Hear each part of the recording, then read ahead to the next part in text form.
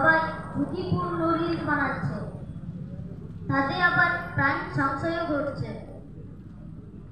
এখন সবাই রিলস বানাতে এতটাই ব্যস্ত যে মা খেতে ডাকলেও শুনতে পায় না।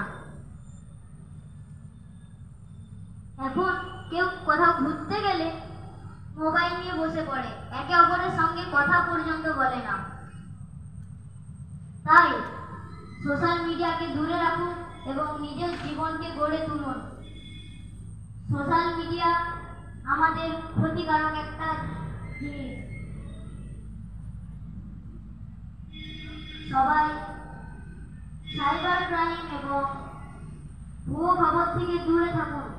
সাইবার ক্রাইমে সকলকে টাকা এবং ব্যাংক থেকে টাকা কেটে নেওয়া হচ্ছে, তার জন্য পুলিশ এবং সাইবার ক্রাইমের বিরুদ্ধে লড়ছে।